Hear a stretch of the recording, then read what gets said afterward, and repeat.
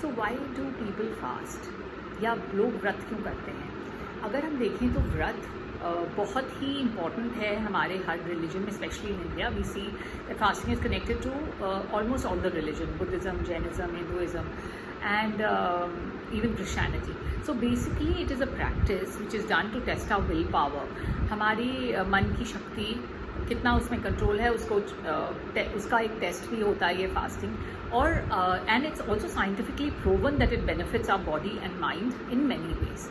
So food is so important to us. We are always thinking of food, and even in this lockdown, I think the most important thing is food right now, because we get up in the morning and we start deciding what we have to cook, and the videos that have gone viral are more the comic videos or the food making videos. तो आज जब lockdown है और हम बहुत तरह की problem से जूझ रहे हैं, तभी भी फूड हमारे लिए खाना हमारे लिए बहुत ज़रूरी है। हम सुबह उठते ही ये प्लान करने लगते हैं कि आज क्या खाएंगे, और खाने की रेसिपीज़ और वीडियोस देखने लगते हैं। So too much food can cause problems to us with our mental and physical health.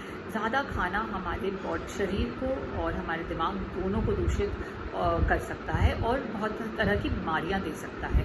So if we see that Mahavir Bhagwan या बुद्ध भगवान या हमारे जो ऋषि थे, वो जब तपस्या करने जाते थे तो वो बहुत लिमिटेड खाना खाते थे, क्योंकि अगर वो ज़्यादा सो आवर ऋषिज़ और गौतम बुद्ध और Mahavir Bhagwan, and they went to forest to meditate and do their tapasya, their food requirement was very limited. They basically ate to live and not live to eat like we do.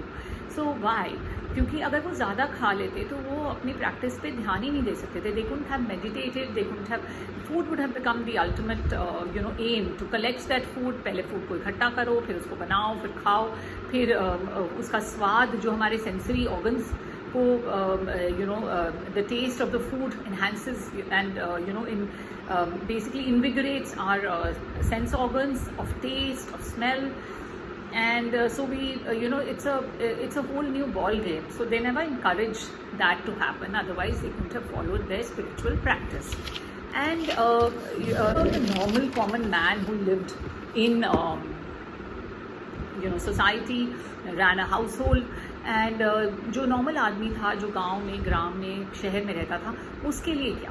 तो this practices of fasting या ये व्रत रखने की जो परंपरा है, ये उनको सजेस्ट की गई या उनको बताई गई कोई स्पेशल ओकेजन्स पे, जैसे जन्माष्टमी हुआ, शिवरात्रि हुआ, so that they could abstain from food, वो खाने पे अपना कंट्रोल भी कर सकें और हेल्दी भी रह सकें, स्पिरिचुअली भी कनेक्ट हो सकें। They could connect spiritually and mentally and attain purity of thought and mind as well as body।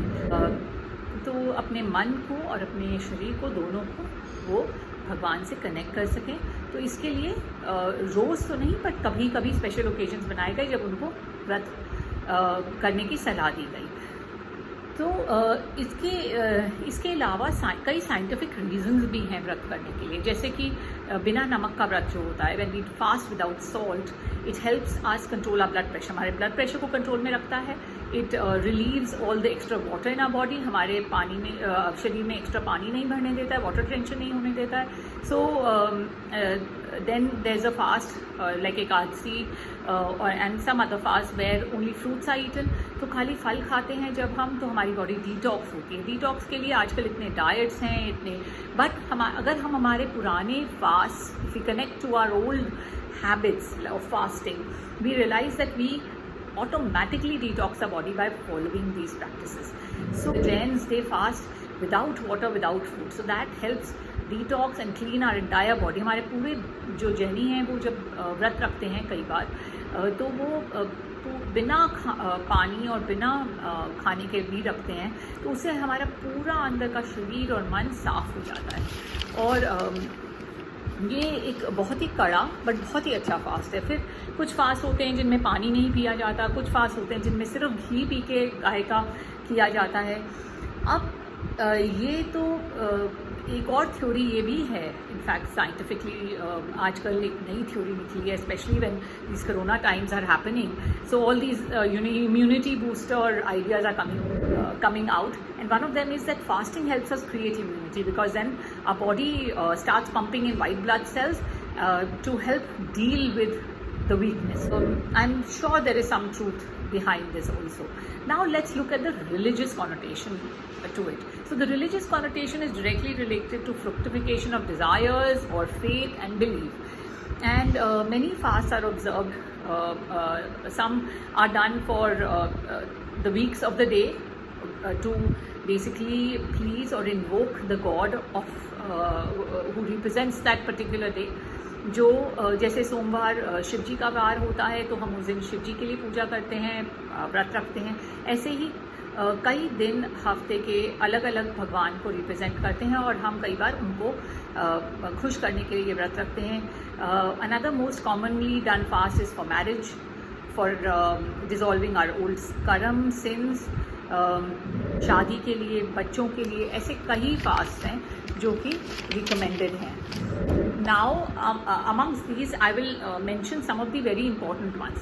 One is the 16 Somvar or the 16 Mondays, which is recommended to young unmarried women to get a good husband. तो एक अच्छा पति पाने के लिए ये 16 सोमवार का व्रत बहुत कॉमनली हमारे देश में किया जाता है। शिव जी का व्रत है और शिव जी को प्रसन्न करने के लिए। मेरे हिसाब से ये व्रत सिर्फ शादी के लिए नहीं, बट हम अगर हम शिव भक्त हैं तो हम ये बहुत अच्छा एक फास्ट है जो हम मंडे को ऑब्जर्व कर सकते हैं।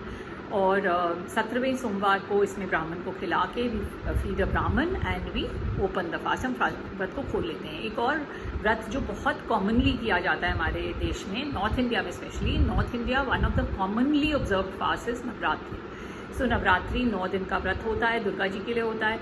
एक अराउंड अप्रैल में आता है और एक दिवाली के पहले आता है। So there is one around April and one right before Diwali, so around October or so. And many people actually fast during Navratras. They don't even have any grains, and different people do it differently. Some people just abstain from eating meat and alcohol. That is a fast for them. And so then there comes a single day fast like Shivratri, Janmashtami, which is the birth of Krishna. Shivratri is the day when the first ling ever appeared in the sky to solve a problem between Brahma and Vishnu, and it's also the day when Shivji Parvati ji got married. Ekadasi is a fast that comes on the 11th day of the waxing and waning moon. तो शुक्ल पक्ष और कृष्ण पक्ष दोनों के 11वां दिन जो व्रत आता है वो उसको एकादशी बोलते हैं, और ये विष्णु भक्त रखते हैं। इससे बोलते हैं कि हमारे पुराने कर्म जो संचित कर्म हैं वो समाप्त होते हैं, मोक्ष मिलता है। So we attain moksha and we dissolve our old sins. Then there is Pradosh, which is a Shiv Vrat or Shiv fast done for children. It's also done to reduce the ill effects of Shani के बुरे प्रभाव को कम करने के लिए, और हमारे पुराने sins या to dissolve our old sins. Also this fast is done and it comes on the 13th day of the waxing and waning moon. मतलब शुक्ल पक्ष और कृष्ण पक्ष के 13वें दिन आता है ये, और एक पूर्णिमा के पहले आता है, एक अमावस के पहले, तो 2 आते हैं महीने में।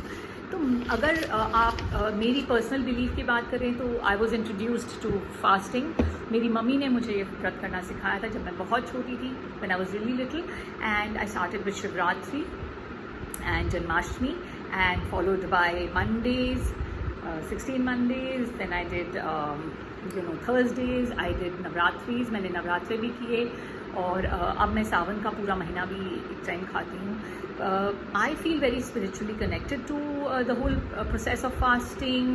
I feel it has given me many miracles in my life, a feel-good factor, like a sense of achievement, because मुझे एक ऐसा लगता है कि मैंने अपने खाने के ऊपर कंट्रोल कर लिया, तो उससे भी मुझे बहुत अच्छी फीलिंग आती है। तो पर सबका अपना बिलीफ होता है, आप अपना व्रत चूज़ करके कर सकते हैं। You can choose your own fast if you want to, and it's totally your choice, there's no pressure.